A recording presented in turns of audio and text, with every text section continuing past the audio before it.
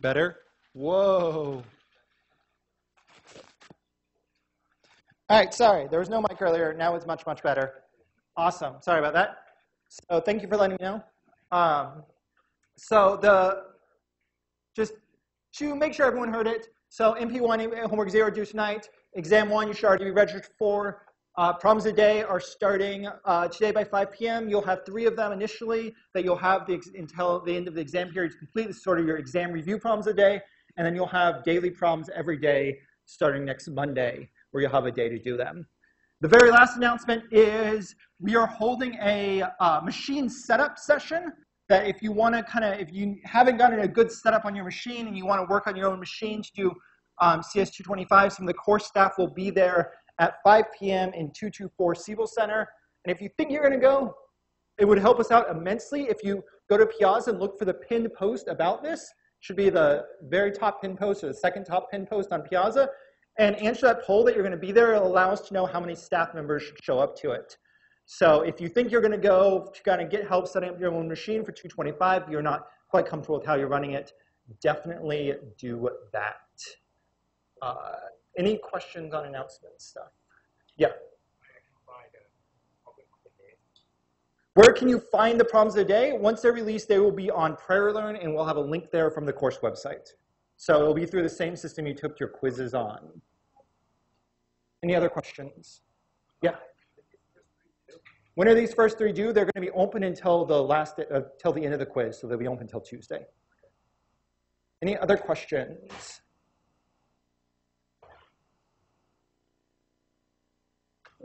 All right. Oh, yeah.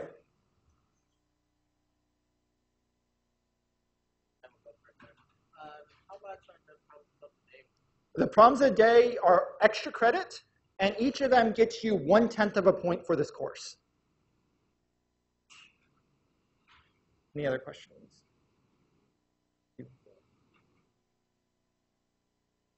Is that a question or no?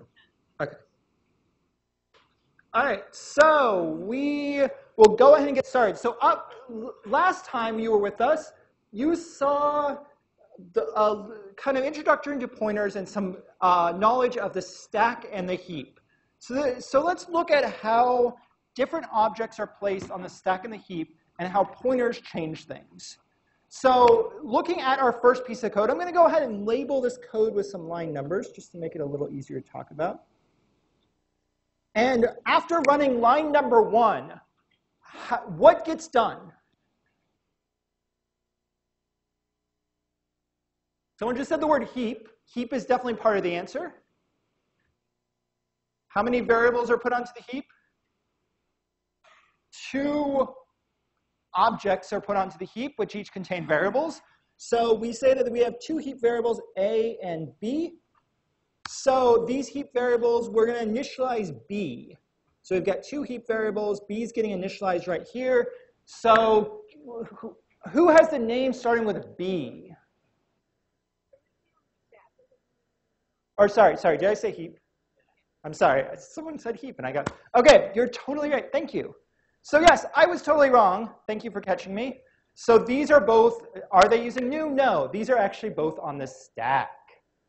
So these are on the stack, they get initialized on the stack, and these are both on the stack. So yeah, A and B are on the stack. We're going to see things getting put onto the heap later. So great catch. So we have A and B. So who has a name with B? Or what's a good B name? Brian. Okay, I heard Brian. So part of initializing B includes B.name.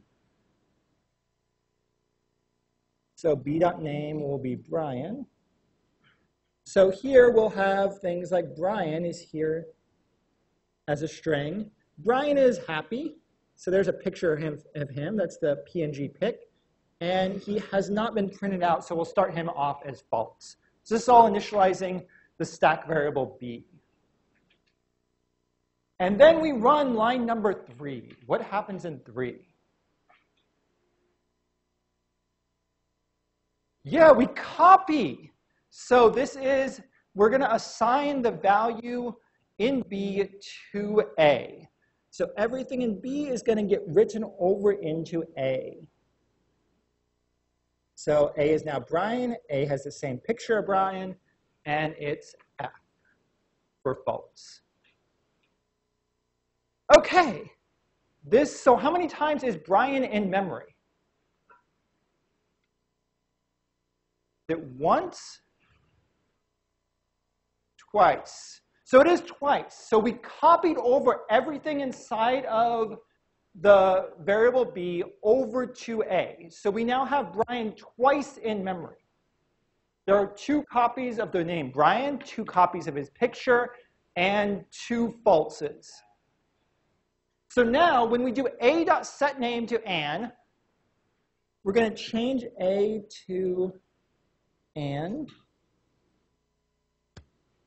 And then what does line 5 print out? Brian.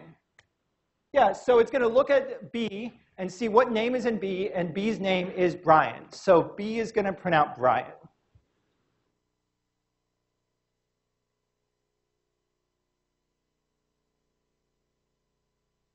Awesome. So this is what happens when you use the stack. But now let's use some pointers and see how this exact same code behaves differently. So the first thing we're going to do is initialize C and D. Where does C and D live?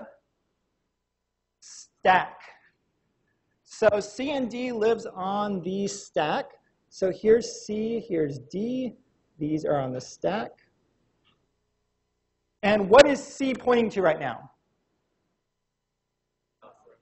Not even nothing, worse than nothing. Garbage. We have no idea where C is pointing. And so we're going to initialize D. So part of initializing D, we're going to do D is equal to new face to get. So we use the new keywords. What does that mean? Where is this memory? On the heap. So the memory for C or D is now pointing to the heap. And in here, what's a good name that starts with D? Derek. Whoa, like 3 people said Derek at the same time. So Derek. So Derek is on the heap, and then he is very happy, and then he has also not been printed out. So now that Derek's on the heap, we're going to say for line 3 that C is equal to D. So what does that line do?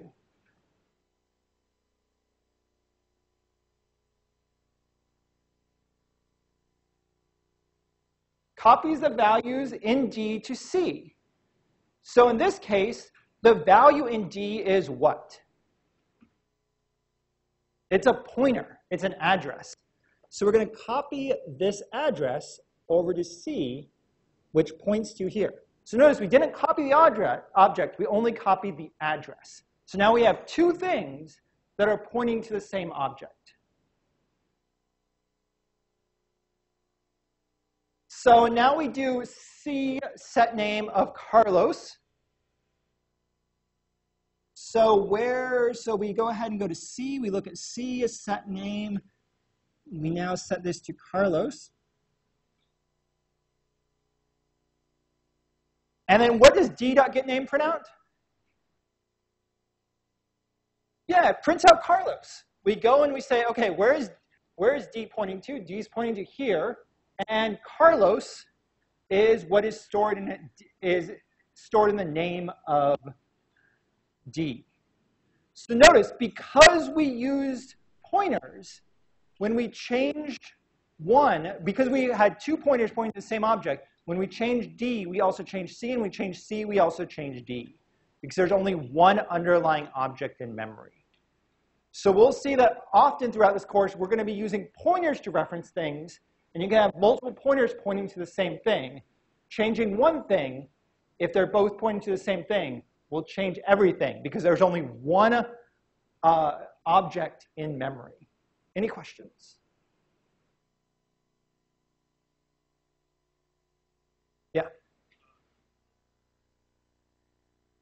Yeah.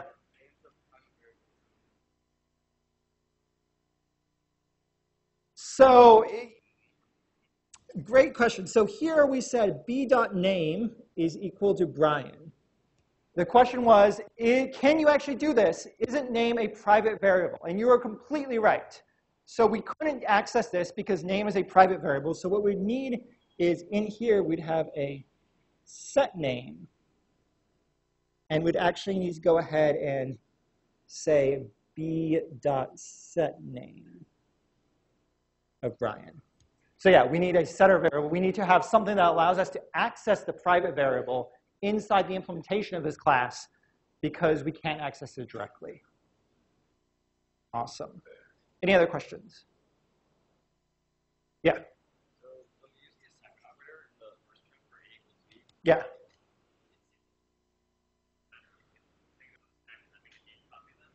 Great question. So we use this assignment operator A equals B.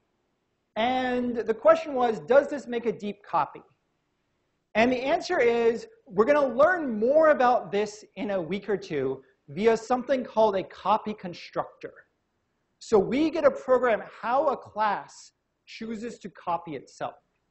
So it's not necessarily going to always be a deep copy. It may be a shallow copy. But there is a way in C++ that we tell a class, hey, a copy is being requested of you. How do you want to make a copy? And then we'll implement how we want to make that copy. So great question. So right now, we'll assume that we are making a deep copy of all these objects. But we'll see that we can decide exactly what we want to do in code later. And that's part of the power of C++. All right, any other questions? Yeah. Is it OK if the class doesn't have a constructor? So if a class has no constructors, what does it have? It has a default zero parameter construction. So the operating system's going to, or the compiler's going to give us a free constructor that has no parameters. So there will always be the default constructor.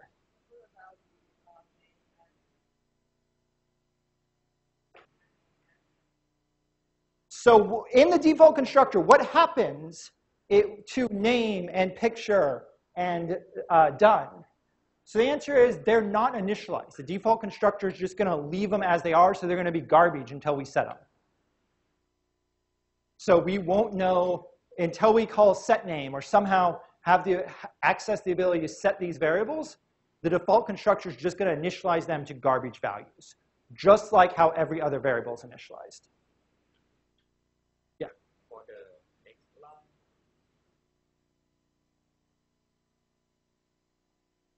Can you what instead? Arrow sign. In which line? Line 4. Can you use the arrow sign here? So yes, there is an alternative way of writing this. If we write it with pointers instead of dereference it, it could be C arrow set name.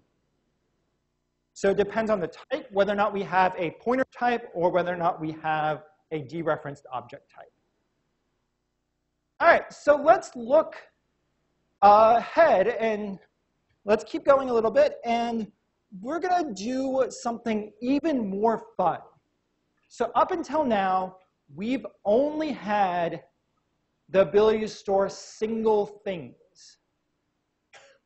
But we want to do more than that, and you guys coming from a different course have seen this concept of an array before.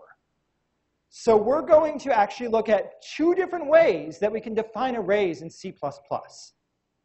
So the first one is what's called a static array. So a static array is stored on the stack. So we have the stack storing the contents of the array. So when we have int x of 5, we're initializing an array on the stack. So somewhere in here, like we'll call this A20, some location on the stack, we're going to get the variable x of 0. What is the type of x of 0? Yeah, it's just an int. So and what's the value of x of 0 after this first line of code? It's uninitialized, which means we say it has garbage. So, and then the thing with arrays is arrays will always have your data in sequential memory locations. So they're all going to be laid out one after another after another. So it's always going to be x at 0, followed by x at 1, followed by x at 2, followed by x at 3. And they all have the value int. They all have garbage values initially. And they're located right next to each other in memory.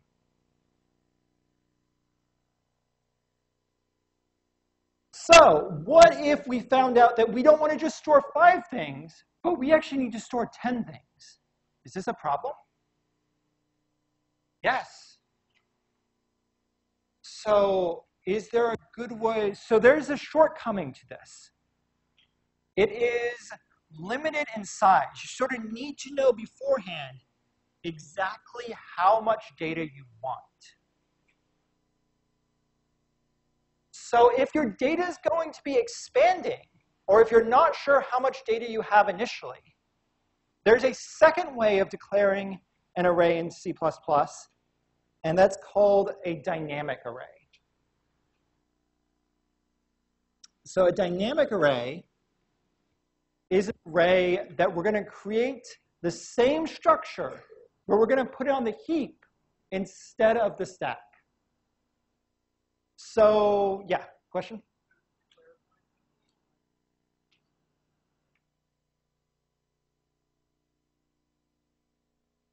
So the question is, can I initialize a static array with a variable instead of a fixed number? And the answer is, some modern compilers let you, but in general, no. So you certainly cannot in C. C++, a modern version of C++ will let you get away with it, but even at that case, you're fixed at whatever you initially initialized it to. You don't have the ability to move it around, which we'll kind of talk about in a few weeks. So while you may be able to make a dynamically sized static array, you're not going to be able to move it. So generally, unless you have a fixed size, you're generally going to want to stick with static arrays as only fixed size. Any other questions? So dynamic arrays are the alternative. And we'll go through and actually, let's see what this code does. Let's be a computer and actually run this code.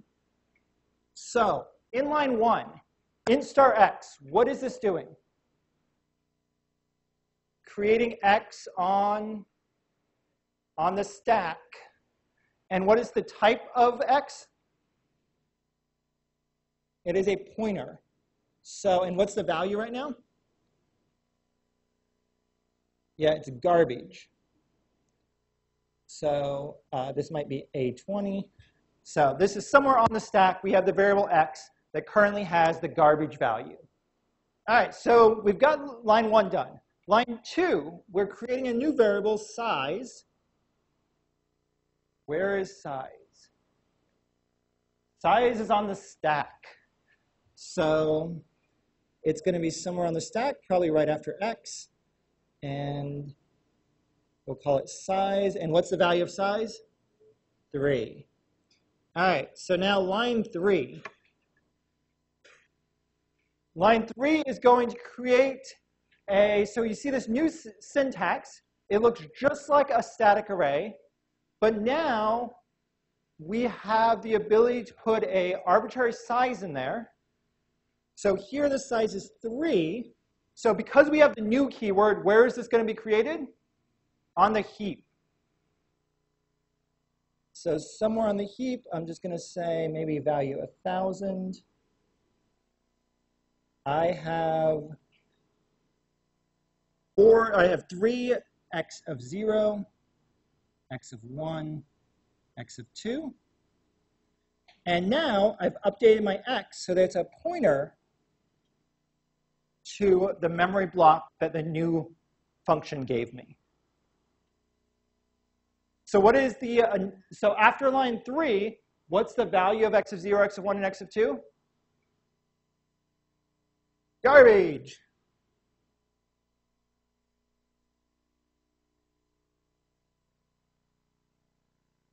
Yeah. Yeah, so you are one step ahead of me. So when we get to line 4, what's happening?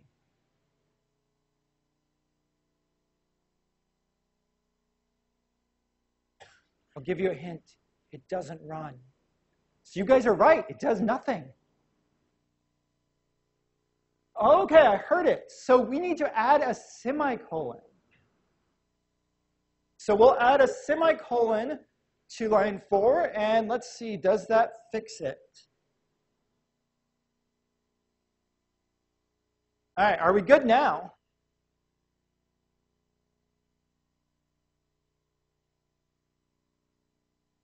I'm thinking it looks good, so we can continue on. So line 4 and 5 is a for loop, and notice that even though the array is on the heap now instead of the stack, we can use it in the exact same way as we've always used arrays.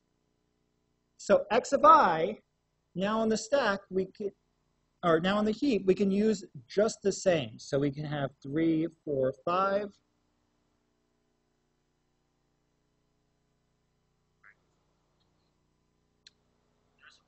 So the question is, do I need braces for the for loop? The answer is because there's only one line, we don't actually need the braces, but you're welcome to put them there. Okay, so at this point, are we good? Is there any questions? So what's going to happen? Now we're going to do something kind of crazy. We're going to delete x. What does that do?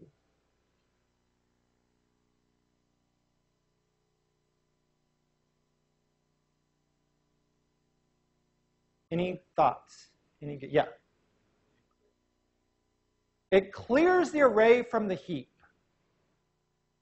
So does someone want to give me a little more details? It's a great start. Yeah.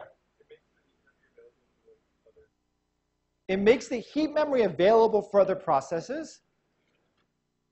And I'm actually going to clarify that. It makes the heap memory available for other things. It could be in your own process. It doesn't have to necessarily be for other processes. So yeah, we're gonna give up our allocation of the heap memory. So what this means is, what the operating system did when it gave us this memory is it gave us a protective box. It said, this memory is yours, and we're not going to give it to anybody else. Now, when we delete it, what we've done is we've told the operating system, hey, you know what?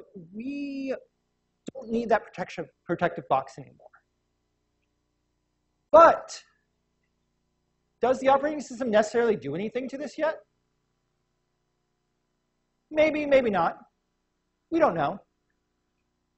So what do we do for a best practice after we've deleted a pointer? Yeah, so we should really say x is equal to null here, so that we don't have this pointer going off into memory that we no longer own. So there are some shortcomings to working with pointers. So let's say we haven't deleted it yet. Let's go back to line number 5. So we're back here. We have our pointer. We have our protective box. What if I say x at 5?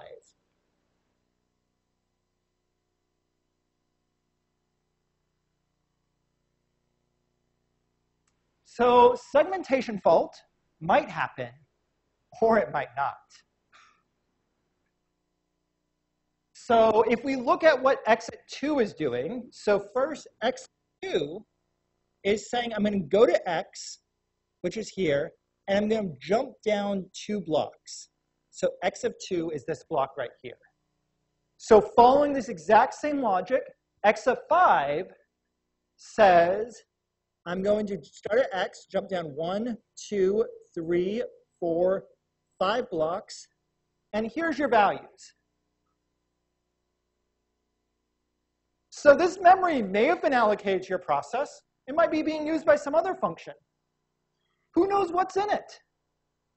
It's outside of the box that the operating system is guaranteed that we can use.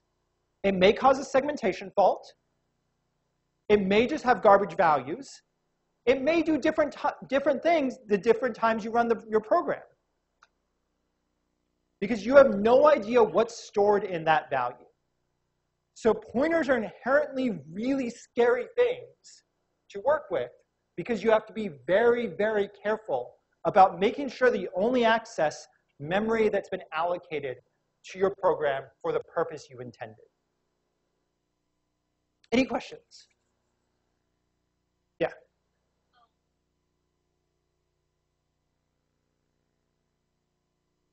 So why do we use the brackets before x to delete x? Was the question. And so because it was initialized in an array, we need to delete it as an array. So we initialize it as a new int array as opposed to like a new int. So whenever you initialize an array by doing new object of an array bracket, you need to delete via the array brackets as well. So you just want to match your news and deletes in the same way. Great question. Yeah.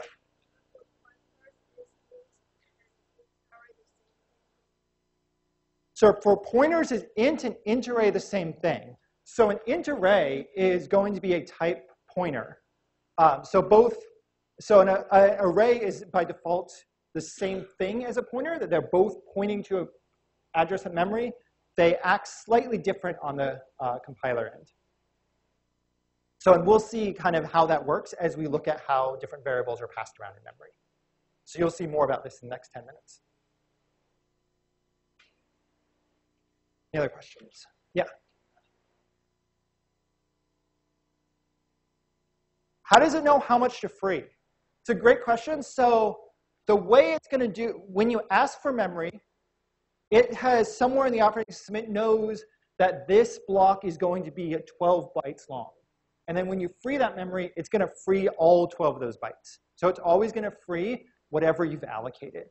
And if you end up taking 241 or 391, sort of the follow-on course, you'll get into nitty-gritty operating system details of how this is stored. So I think both those courses, you actually implement a malloc engine.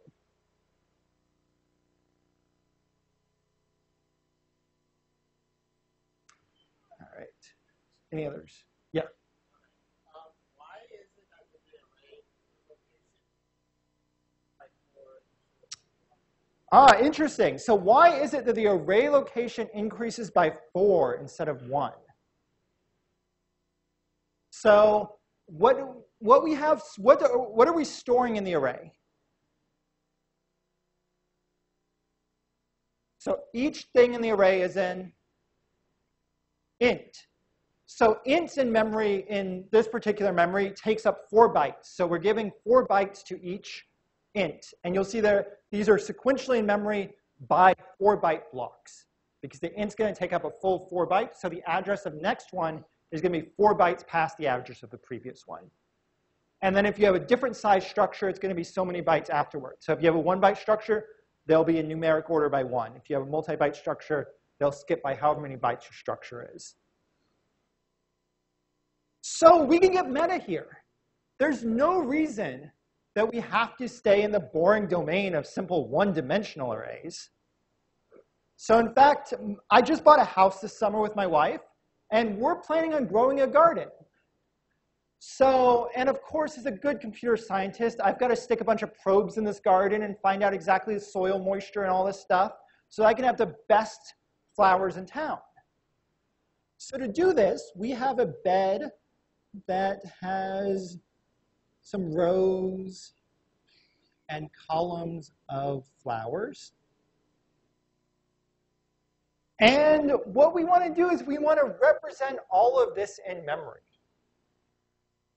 And I'm going to leave this kind of to you guys to puzzle out, and hopefully there'll be a really lively discussion on Piazza on this. But I'll start you off with a couple of examples and let you kind of figure out the others. So one option is I can have a pointer to a flower.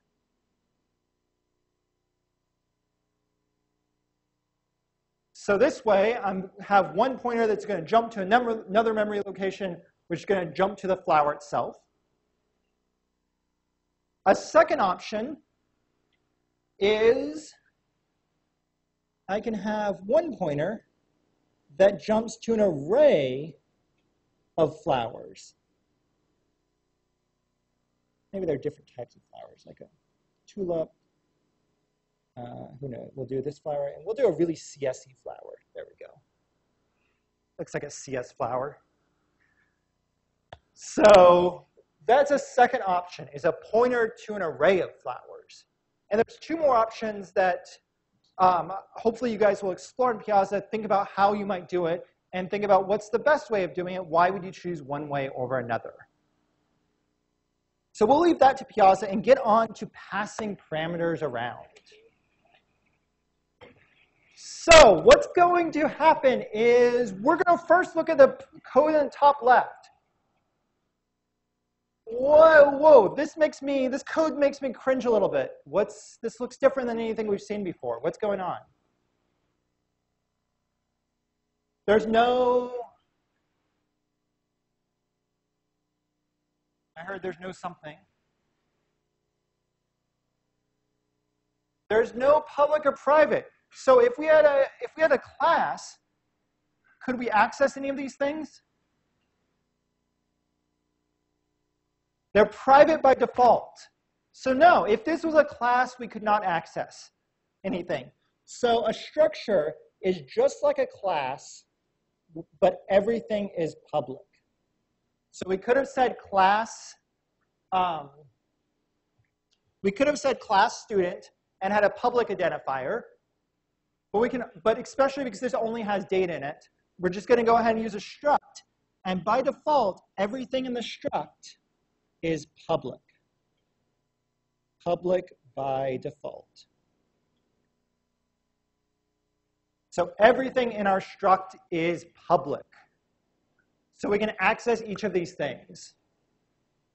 So now let's go ahead and go through a program that's going to use these students, and we're going to go through a sequence of functions that print out a student. So we have student A here, and where is this variable getting initialized? It's getting initialized on the stack, and then when we do print student1 of A, what's happening here on the second line of the function? It's calling a function. So this A is getting sent down here to become S inside of this function. And then we're going to work with A inside of the function as S. Yes?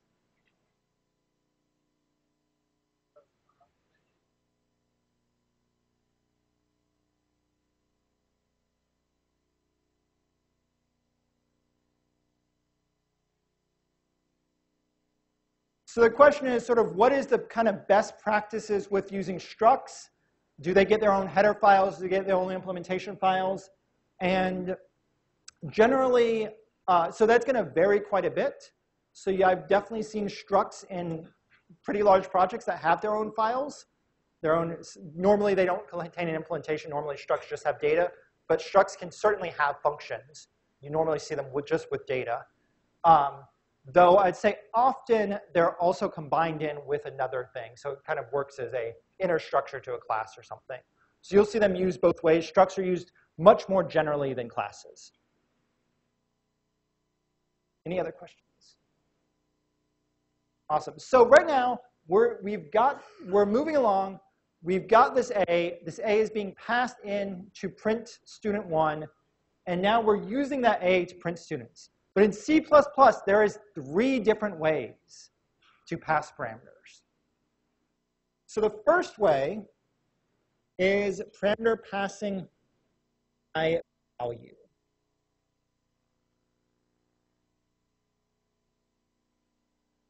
So when we pass by value, we are passing by declaring a variable on the stack, and then having that stack variable, for example, A is here, and we'll initialize A. I think A was Anne. She was happy. Else. And here we say print student1. and we're passing A, the type is student S, the types match, and this sort of passing when we have two objects is a pass by value. When we pass by value, we copy the entire contents of A to S.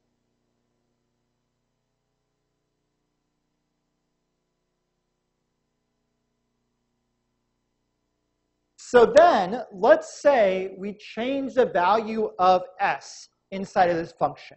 Let's say we do S dot printed equals true. So here, we say S dot printed is equal to true.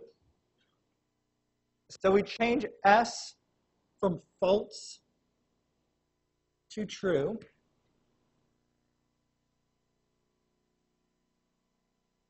And what happens to A? Nothing, because it's simply a copy. As we change the parameter, as we change the argument inside the function, we're not affecting the original data structure. So we're going to contrast this with our second type, which we can pass parameters by pointer.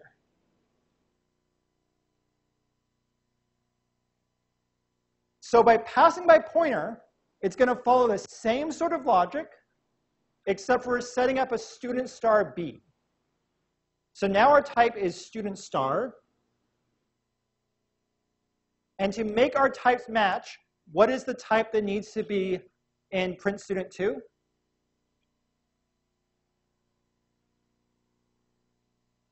It also needs to be a student star. If we're going to be passing in a student star variable here, the type also needs to be a student star. So we're passing it by pointer. So if we have, what we're doing is we're initializing B to be a pointer that points to Carlos. And as soon as we call a function, we are going to copy the value of the pointer to S. So we're only copying the pointer itself to S, but the pointer is still pointing to the same memory address. So now if this was memory address 1000, both of these, both A and B, or sorry, both B and S have the value 1000, because they're both pointing to the structure on the heap that has Carlos in it. So how many things are we copying in passing by pointer? 1. How much are we copying when we're passing by value? Everything, the entire structure. So how many people think it's faster to pass by value? How many think it's faster to pass by pointer? Yeah. So passing by pointer is much faster. Okay, so we know that passing by pointer is faster, but what about which code is cleaner syntactically? So is passing by value cleaner syntactically? Passing by pointer cleaner syntactically? Okay, let's try this again. Like 80% of you guys didn't have a vote. You should vote for one or the other. So passing by pointer, passing by value. Yeah, passing by value is really clean. You don't have to do this crazy. If you look at passing by pointer, you've got this crazy thing going on here where we're going to have to do star to dereference S, dereference S again. So the syntax, when we have a pointer to actually access these values, it's really crazy. And in fact, to go ahead and then we want to maybe set printed equals true. You can also even use different syntax, s at printed. So there's all of this different syntax. It's far more complicated. And what happens if the pointer is, what if we accidentally added a new line of code and said b equals null? What happens here? What if we pass null into this function? Yeah, it's going to segfault, which is going to try and access the values that are null. So really, passing by value is slower, but cleaner in terms of syntax, and it's safer. So which one's better? So some people said pointers, but it really depends on how you're using them. But we've got something even better.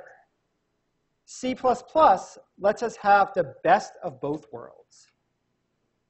So we can pass by reference.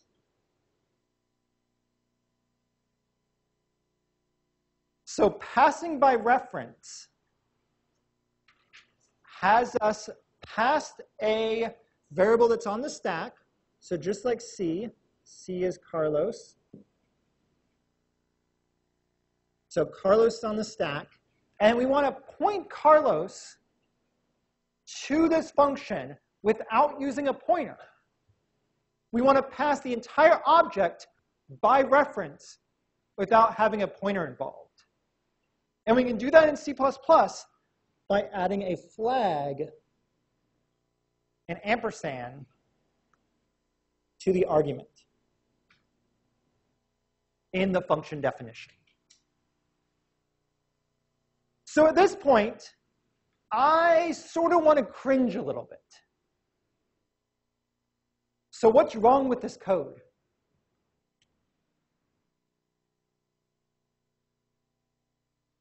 What just looks really bad, especially if you come from like a C world?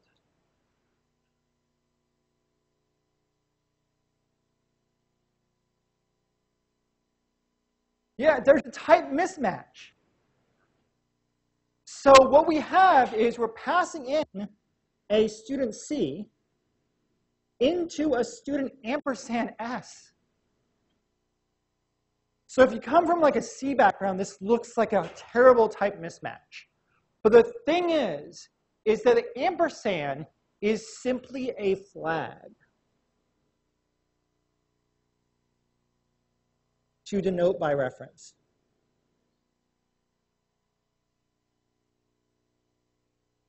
So the ampersand is only a flag. It doesn't actually portray a type. It simply says we are going to have a student S, or we're going to have a type student passed in by reference. So now, when we run this function, C and S are both this memory in the main stack. We have two functions, both referring to the same thing without copying anything at all. So, because this is a type student S, and this is just a flag, is s.printed legal? Or do we need to dereference it? No, we don't need to dereference it, because it is just type student S. This looks good. This is good. So the syntax can remain as it is. So pass by reference is the best of both worlds because, one, it is just as fast. It is fast. And it is safe. And it is syntax clean. You can't pass null in, and everything else works. So is there one last question? Any questions? Yes? So is passing by value Is it passing by value? Is it considered a deep copy? The pass by value we'll call the copy constructor, which we'll be covering in about a week. So it may be a deep copy, maybe a shallow copy, depending on what the class implements the copy constructor as. So remember, you have homework 1 or homework 0 and MP1 due tonight, and then the exam coming up this weekend. Have a great weekend, guys.